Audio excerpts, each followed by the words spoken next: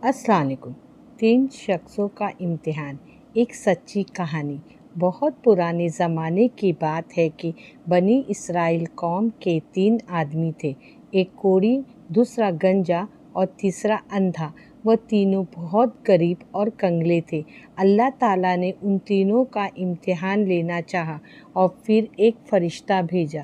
فرشتے کا کوڑی کے پاس آنا۔ وہ فرشتہ پہلے کوڑی کے پاس پہنچا اور اس سے دریافت کیا کہ تجھے کیا چیز پیاری ہے۔ کوڑی نے جواب دیا، میرا جسم خوبصورت بن جائے اور میرا کوڑا پن بھی دور ہو جائے، کیونکہ اس کے سبب سب مجھ سے گھن کرتے ہیں۔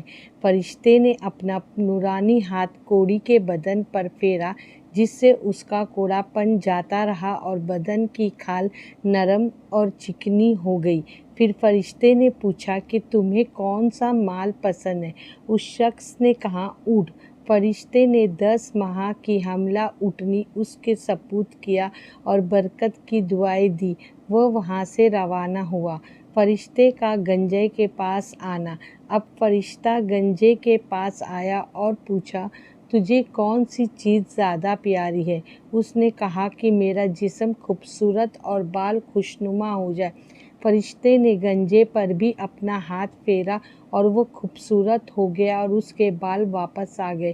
پھر فرشتے نے پسندیدگی کا معاملہ پوچھا تو اس شخص نے گائے کہا۔ اس کو حاملہ گائے دے دیے اور برکت کی دعائیں دی۔ فرشتے کا تیسرا اندھے کے پاس آنا۔ اسی طرح فرشتے نے تیسرے کے پاس بھی وہی سوال کیا۔ تیسرے شخص اندھے نے کہا، اللہ مجھے دوبارہ آنکھیں عطا کر دے تاکہ میں لوگوں کو دیکھوں۔ اسی طرح فرشتے کے ہاتھ پھیرتے ہی اس اندھے کی بینائی واپس آ گئی۔ فرشتے نے اس سے بھی پسندیدہ مال کے بارے میں پوچھا تو اس شخص نے بکری کی خواہش کی، اس کو بھی حاملہ بکری دی۔ کچھ ہی دنوں میں فرشتے کی دی ہوئی اونٹنی، گائے، بکری سے بچے پیدا ہوئے اور دیکھتے ہی دیکھتے ان کے مال میں اتنی برکت ہوئی کہ سارے جنگل جانوروں سے بھر گیا اور تینوں بہت مالدار ہو گئے۔ فرشتے کا پہلے شخص کے پاس کوڑی کی شکل میں جانا۔ کچھ عرصے بعد وہی فرشتہ پہلے والے شخص کے پاس کوڑی کی شکل میں آیا اور کہا، میں ایک غریب آدمی ہوں، میرے پاس نہ تو کوئی سواری ہے اور نہ کوئی جانور اور نہ ہی کھانے کا سامان۔ اللہ نے جو تمہیں مال دیا ہے اسے اللہ کے لیے میں تم سے ایک اونٹ مانگتا ہوں تاکہ میں آسانی سے اپنی منزل تک پہنچ جاؤں۔ اس شخص نے جواب میں کہا، میرے جیب میں دوسرے خرچ بہت زیادہ ہیں، میں تمہیں کچھ نہیں دے پاؤں گا۔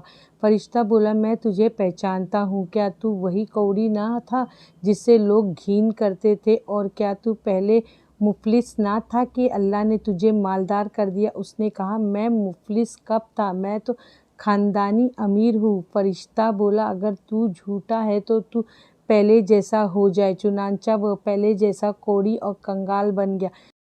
فرشتے کا دوسرے کے پاس گنجے کی شکل میں جانا۔ ویسے ہی فرشتے نے دوسرے شخص کے پاس گنجا بن کر گیا اور وہی سوال کیے جو پہلے شخص سے کیے تھے اور گائے کی خواہش ظاہر کی۔ دوسرے نے بھی کوئی اوچ بات کر منع کر دیا اور تکبر کا اظہار کیا۔ فرشتے نے اسے بھی اللہ کے حکم سے پہلے جیسا کر دیا۔ فرشتے کا تیسرے شخص کے پاس اندھے کی شکل میں جانا۔ وہ فرشتہ تیسرے کے پاس پہنچا اور کہا، میں مصیبت کا مارا ہوں، ایک پردیسی آدمی ہوں، میرے پاس کوئی سواری نہیں اور کھانے کا بھی کوئی سامان نہیں۔ جس اللہ نے تجھے دوبارہ آنکھیں اور مال عطا کیے، اسی کے واسطے تجھ سے ایک بکری کا سوال کرتا ہوں۔ تیسرے شخص نے کہا، بے شک میں اندھا تھا، اللہ نے اپنے فضل سے مجھے آنکھیں دی۔ اے مسافر، تو مجھ سے صرف ایک بکری مانگ رہا ہے؟ ارے اللہ تعالیٰ کے نام پر میرے سارے مال قربان ہے، تو جتنا چاہے لے لے، میری طرف سے کوئی روک نہیں ہے۔ فرشتے نے کہا، تو اپنے مال اپنے قبضے میں رکھ، تیرا گنجا اور کوڑی کا اللہ تعالیٰ کی طرف سے امتحان تھا، وہ فیل ہو گئے اور تو کامیاب ہوا، تجھ سے اللہ راضی ہوا۔ خلاصہ، جو شخص نعمت پا کر اللہ کو بھول جائے اس کا انجام بہت برا ہے۔ اللہ نے جو دیا ہے اس کو خرچ کرنے سے مال کبھی کم نہیں ہوتا بلکہ مال میں ہمیشہ اضافہ ہوتا ہے۔